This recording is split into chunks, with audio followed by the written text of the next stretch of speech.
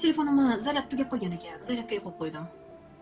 Hozir yonsin, ochib beraman. Yaxshi, kutamiz.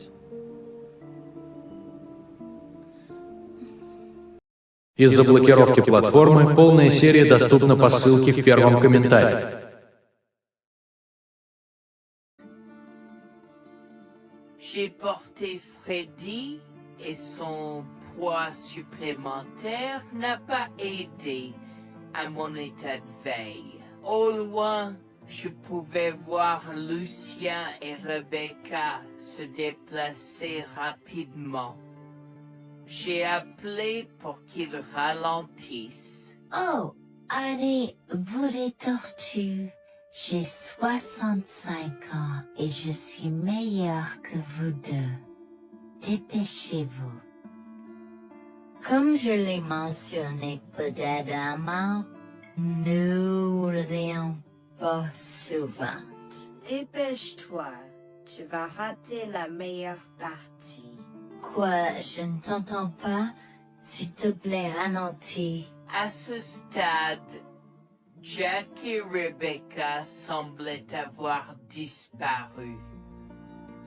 La neige s'aggravait et il semblait que la tempête de neige annoncée allait nous frapper. Tout autour de nous n'était que blanc. Freddy a commencé à pleurer et je m'inquiétais de plus en plus.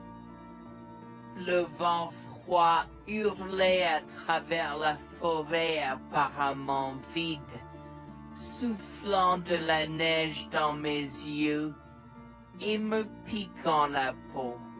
Je tenais mon fils étroitement contre ma poitrine, essayant de le protéger du froid mordant.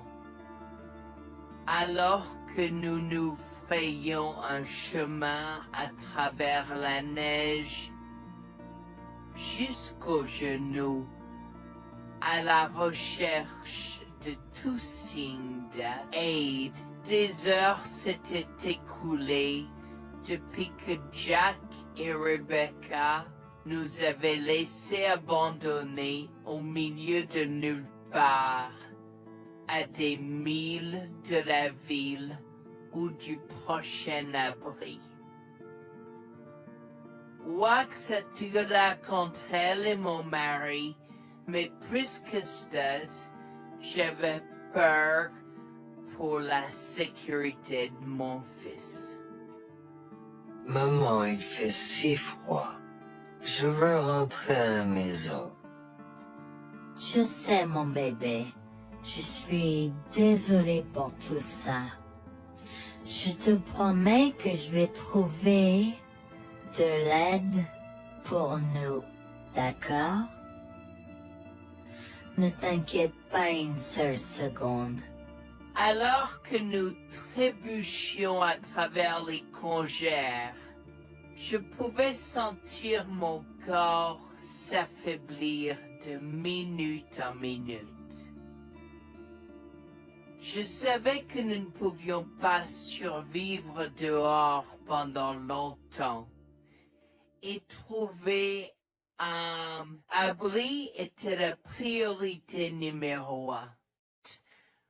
Mais juste au moment où je pensais que tout espoir était perdu, une lumière faible est apparue dans le lointain. Nous avons trébuché vers elle à moitié aveugle et à moitié gelé, jusqu'à ce que nous atteignions enfin la petite cabane aperçue auparavant, avec ses bouffées de fumée qui s'élevaient toujours dans le vent rude, nichée dans une clairière. Avec les quelques forces qui me restaient, j'ai frappé à la porte aussi fort que possible et je me suis effondré dessus. Maintenant, qui pourrait, oh Harold, apporter de l'eau bouillante et des couverts tout de suite. Un couple âgé et gentil nous accueillit.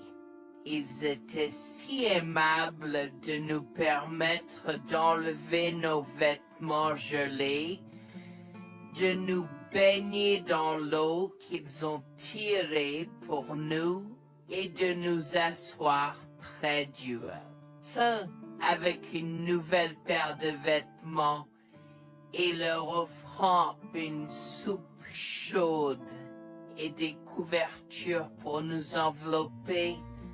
Nous nous sommes blottis ensemble dans la chaleur. Mes sentiments de colère et de frustration ont commencé à bouillir.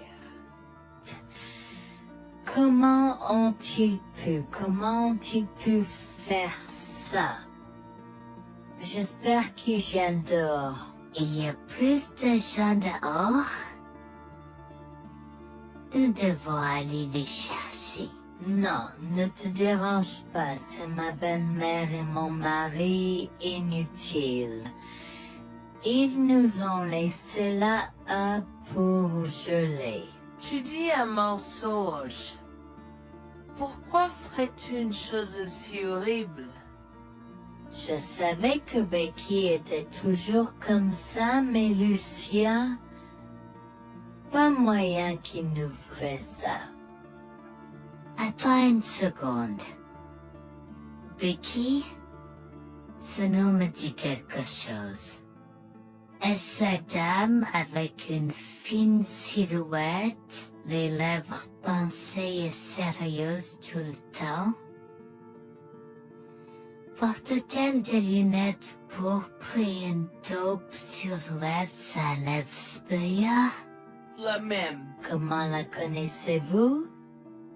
Elle a l'habitude de parcourir ces régions, mais c'est bizarre de faire une telle chose pendant cette période où les tempêtes de neige sont abondantes.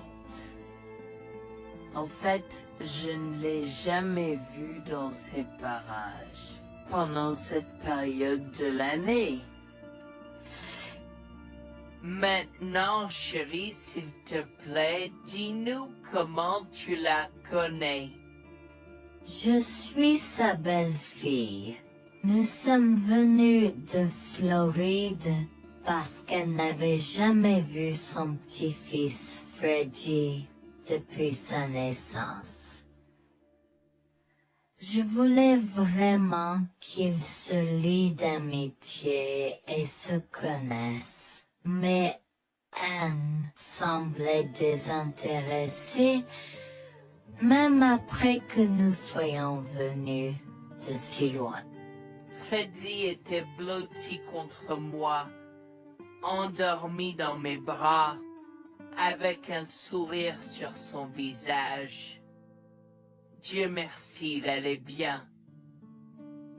Dieu merci, il était en sécurité. Comment son petit corps a survécu tout cela? Encore un mystère pour moi. Mais plus je le regardais, plus je devenais frustré par son père, inutile, et sa grand-mère. Elle est magnifique. Cela nous fait pleurer de savoir que cela se produit. Vous voyez, nous n'avons pas d'enfants. Nous ne pouvions pas en avoir. Alors nous avons décidé de venir vivre sur les montagnes. C'est la vie que nous avons toujours voulu, mais nous ne pouvons pas combler les lacunes dans nos cœurs.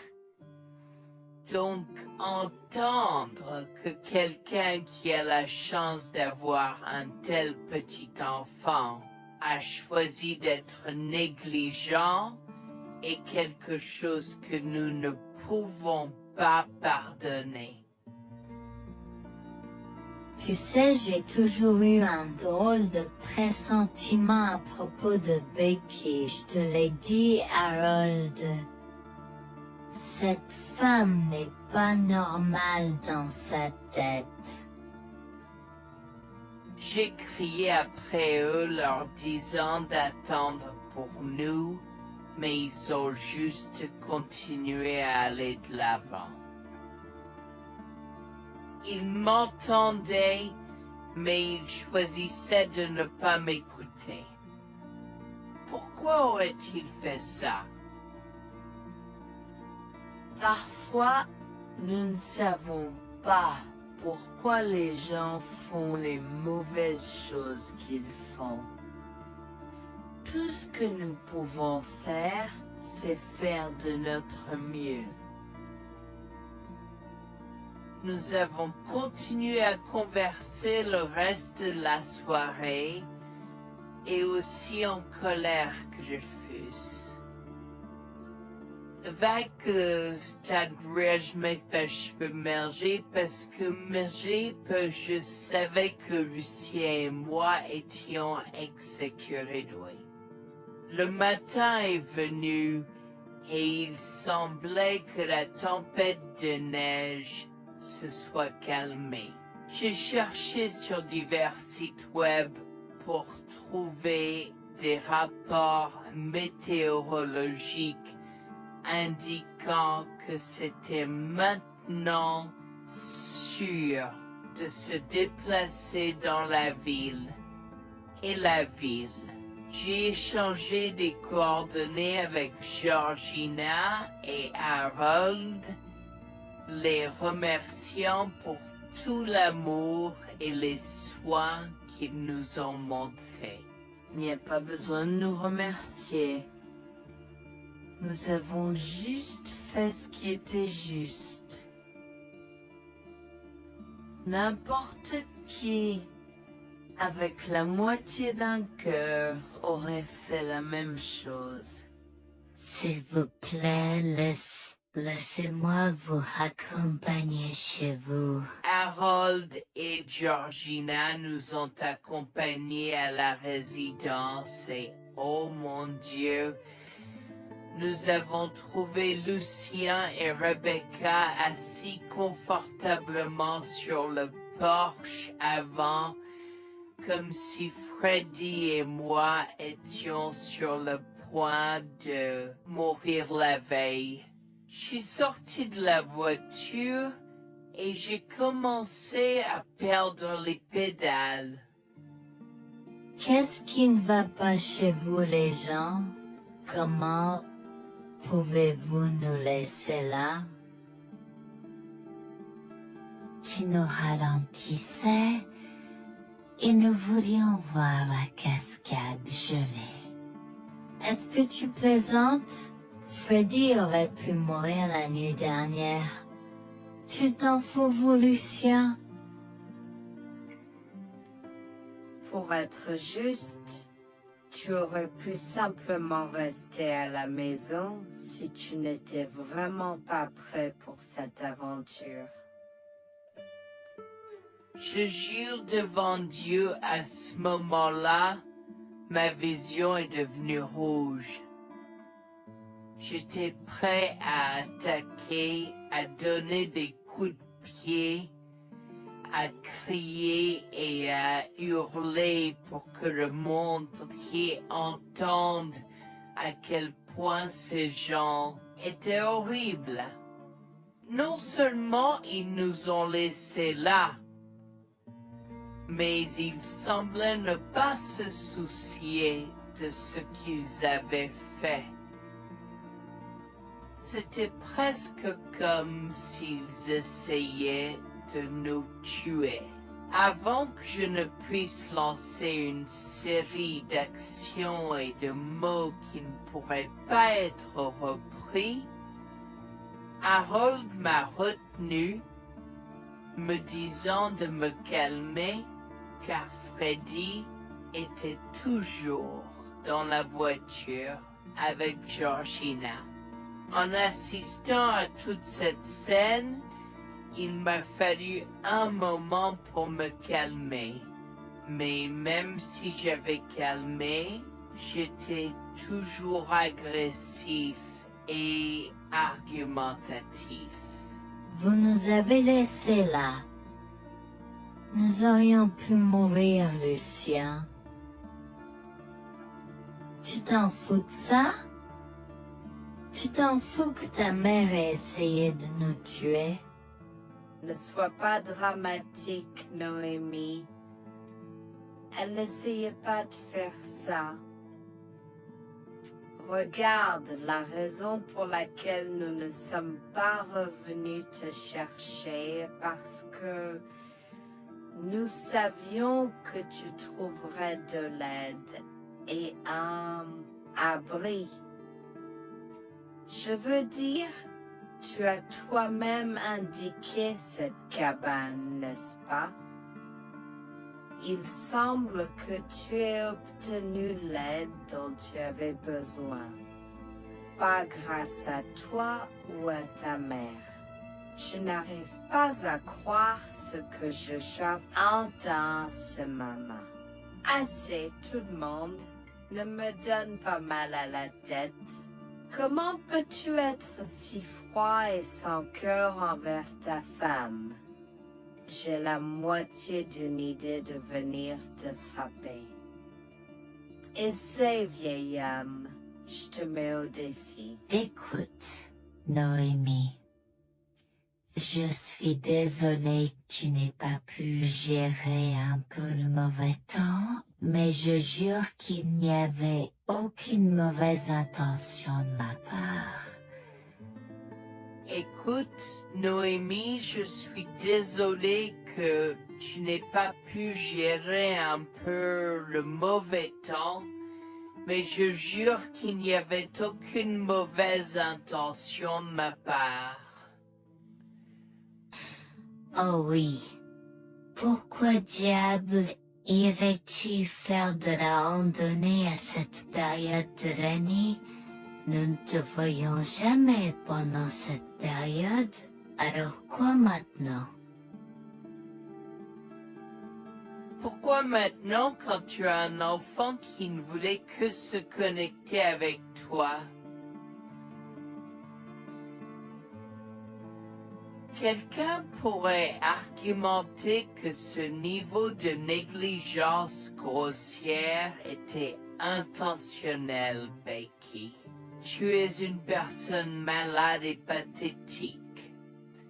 Cela a semblé faire fondre l'extérieur froid et dur de Becky, qui avait l'air douloureuse, du moins pendant un instant, avant de revenir à son extérieur de méchante sorcière de l'Ouest. Je ne sais pas ce que tu essaies d'insinuer, mais si tu cherches une bataille, je peux t'assurer que tu la perdras. Tu oublies que je suis une femme riche. J'ai accès au meilleur. Voyons comment ton petit argument va se passer en cours, vieil homme. Vous êtes malade avec votre malade joueuse. Je souhaite que vous restiez fiers. Tu sais quoi, Noémie? Je m'en fiche maintenant. Je n'ai plus besoin de faire semblant devant toi. Et tout le monde. Alors, laisse-moi te dire les choses clairement pour que tout le monde puisse entendre. Je m'en fiche de toi et de ce bébé. Honnêtement, je souhaite que vous soyez tous les deux morts hier. Au moins, vous auriez arrêté de me déranger avec vos tentatives pour rencontrer ce bébé. Est-ce que je parais en avoir quelque chose à faire? J'ai fait mon geste vers elle comme si mon corps avait une volonté propre. Je me suis approché d'elle et l'ai giflée. J'ai continué à la gifler et à donner des coups de pied aussi forts que possible jusqu'à ce que Jack et Harold me déchirent. Tu m'insultes. Comment osais-je? Comment osez-vous vous asseoir là et défendre cette sorcière? Elle l'avait mérité. Toi, je vais te poursuivre en justice. Comment oses-tu me mettre les mains dessus? Elle ne voulait évidemment pas cela.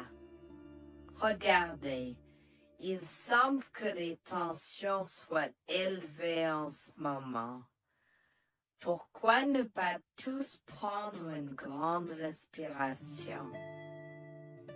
Entrons et réglons cela. Vous êtes un homme faible et pathétique, et j'espère que vous passerez le reste de votre vie à expier ce que vous avez fait à votre fils. Avant que Jack ne puisse répondre, je lui ai craché au visage avant de rentrer à l'intérieur, de prendre Freddy et ses affaires et de monter dans la voiture avec Georgina et Freddy. Maman, j'ai peur. Que se passe-t-il? Pourquoi tu combattu grand-mère? Chérie, je suis vraiment désolée que tu aies dû voir ça. Les choses sont beaucoup plus compliquées ici et je ne veux pas te mentir. Mais je crains que tu ne sois un peu trop jeune pour comprendre. Mais pour l'instant, je suis désolée de devoir te dire que pour l'instant, il semble que grand-mère et papa ne veulent pas de nous ici. Nous ne pouvons pas être ici parce que papa et grand-mère ne sont pas très gentils et je ne veux pas que tu sois autour de personnes qui ne sont pas gentilles. Mais Georgina et Harold sont gentils, n'est-ce pas? Oui, j'aime Georgina et Harold. Harold et Georgina peuvent-ils être mes grands-parents? Oh mon Dieu, mon petit enfant, tu me fais pleurer. Bien sûr, je peux être ta grand-mère. Oh mon Dieu, mon petit enfant, tu me fais pleurer. Bien sûr, je peux être ta grand-mère. Je serai toujours ton ami et je te promets de prendre soin de toi si tu as besoin de moi. Harold a pris la voiture et nous a emmenés à un hôtel où nous avons pu nous reposer et nous remettre de nos émotions, mais malheureusement tout l'événement était un peu trop difficile à gérer. J'y avais très peur pour l'avenir pour Dieu, tant Freddy que moi, car cela signifiait le divorce. Mais j'avais peur, Bertie, qu'ils obtiennent la garde de Freddy. Décidé de parler au gymnase et s'est préparé de la question une fois que Freddy s'était endormi. Que vais-je faire? Je vais aller en prison? Nonsense. Cette sorcière ne portera pas plainte. Et si elle ne faisait, Elle ne le fera pas, car nous avons des preuves de sa conspiration pour commettre un meurtre. Comment? Nous sommes toujours préparés, chérie.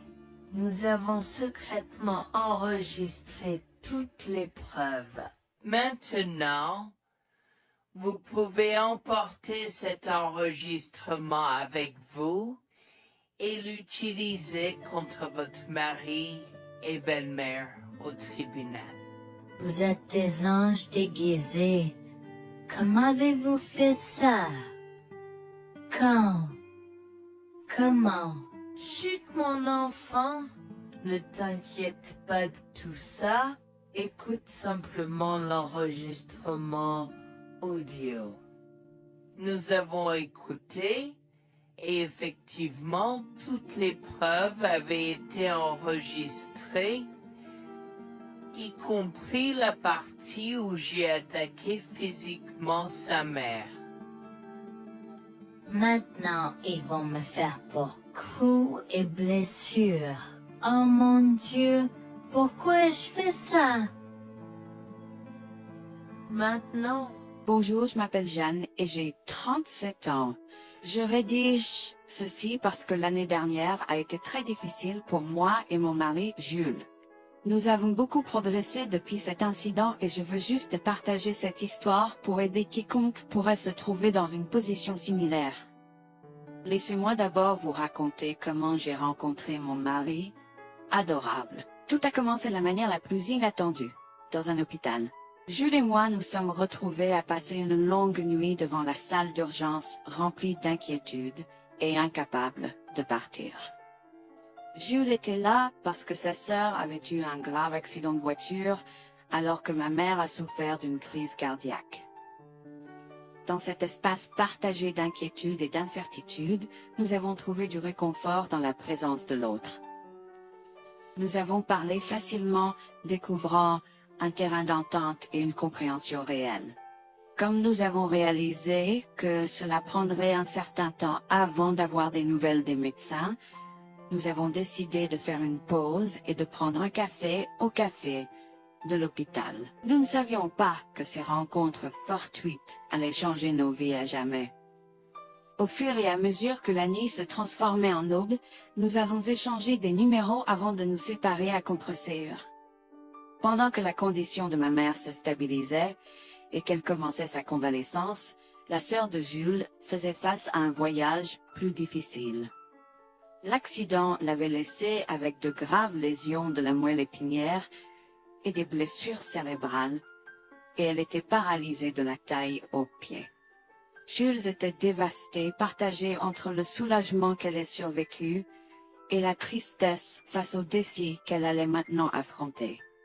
Au cours des mois suivants, Jules et moi sommes restés en contact, nous nous soutenons émotionnellement pendant les convalescences de nos proches.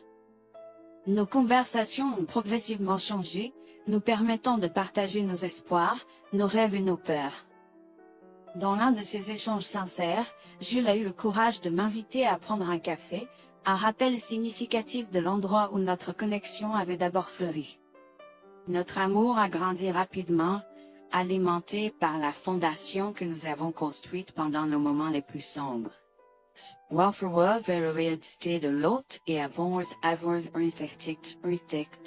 Cela n'a pas pris longtemps pour que nous réalisions que nous avions trouvé quelque chose de vraiment spécial. Après 2 ans de fréquentation, Jules m'a demandé en mariage. Avec une joie débordante, j'ai dit oui avec enthousiasme. Notre mariage était une petite et intime célébration, honorant l'amour qui est né de nos épreuves partagées.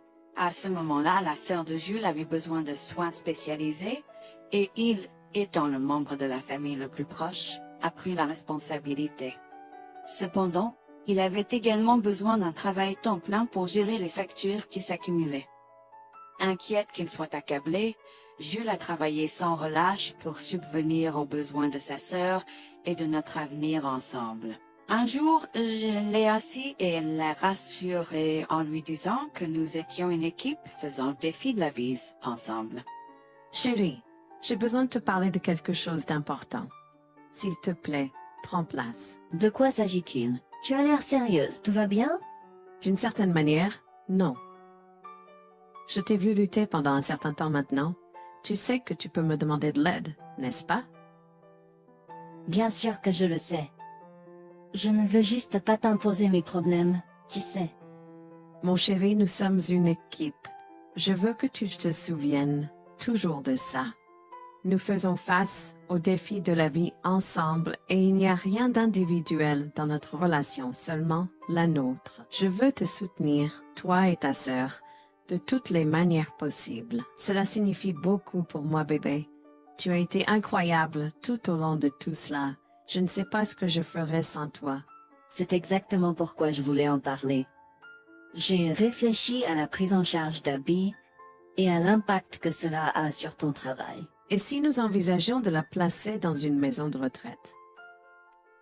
Et avant que tu ne poses la question, je connais une bonne où ma grand-mère était vraiment heureuse. Elle a même préféré cela à vivre à la cimetière. Je ne sais pas, je veux dire, c'est une décision importante et risquée à prendre. Je comprends, mais réfléchis, Greg. Cela permettrait de te trouver un meilleur emploi payant pour que nous puissions nous assurer qu'Abby reçoit les soins qu'elle mérite. Nous pouvons la visiter régulièrement et être toujours là pour elle. Mais cela soulagerait une partie de la charge sur tes épaules. Tu as raison. C'est un choix difficile, mais je fais confiance à ton jugement. Je suis heureuse que tu me laisses enfin t'aider. Crois-moi, les choses sont plus faciles quand on peut partager ses fardeaux avec quelqu'un. Je veux dire, c'est comme ça que nous nous sommes trouvés, non? Comment pourrais-je jamais l'oublier? Je t'aime tellement. Merci de rester à mes côtés. Tais-toi, pas besoin de remerciements. Tu sais que je serai toujours là pour toi. Je t'aime aussi, chérie. Jax m'a fait confiance et nous avons trouvé une maison de retraite pour Abby. Au cours des prochains mois, Jax a trouvé un travail mieux rémunéré et a rendu visite à sa sœur tous les jours. Le rétablissement d'Abby a progressé de manière surprenante bien qu'elle soit paralysée. Elle a commencé à se déplacer dans la maison de retraite dans son fauteuil roulant, déterminée à explorer. La maison de retraite permettait aux résidents de sortir avec des membres de leur famille enregistrés, alors je lui ai envoyé une allocation mensuelle pour l'aider à s'amuser. La mère de Jax, Grégoire, a entendu parler de son dévouement au bien-être d'Abby et des efforts qu'il a déployés pour s'occuper d'elle. Grégoire est venu à notre domicile, les larmes aux yeux, pour exprimer à quel point il était fier de son fils. Mère, pourquoi pleures-tu? Qu'est-ce qui ne va pas? Je veux juste que tu saches à quel point je suis fier de toi, Jules. Tu as montré une telle force et compassion en prenant soin d'Abby. Je ne pourrais pas être plus fier d'avoir élevé un fils aussi merveilleux. Eh bien, merci, mère. Je fais juste ce que je peux pour Abby. C'est pas facile, mais je l'aime et je veux m'assurer qu'elle va bien. Tu as fait plus que suffisamment, mon chéri. Je ne veux pas que tu portes ce fardeau seul. Je veux prendre le relais et rendre visite à Abby plus fréquemment. Tu dois te concentrer sur ton travail et ta propre vie. Abby sera bien prise en charge. Fais-moi confiance. Eh bien, ce n'est pas comme si je l'avais fait seule. Jeanne a été à mes côtés, me soutenant à chaque étape du chemin. Nous sommes une équipe et nous sommes tous les deux engagés dans le bien-être d'Abby. Oh, je sais que Jeanne a été là, mais tu as fait tellement, Jules. Il est temps que tu priorises ta propre vie et ta carrière. Abby sera entre de bonnes mains. Fais-moi confiance. D'accord, mère, si tu es sûre de toi, alors j'accepterai. Mais je veux que tu saches que c'est un plaisir de prendre soin d'Abby et que je serai toujours là pour elle, quoi qu'il arrive. Je t'apprécie, Jules, mais il est temps pour toi et Jeanne de vous concentrer sur vos futurs. Fais-moi confiance, ce sera pour le mieux. D'accord, mère, si tu crois que c'est la bonne chose à faire, alors j'irai avec. Promets juste de bien t'occuper d'Abby. Je te le promets, maman, tu peux compter sur moi.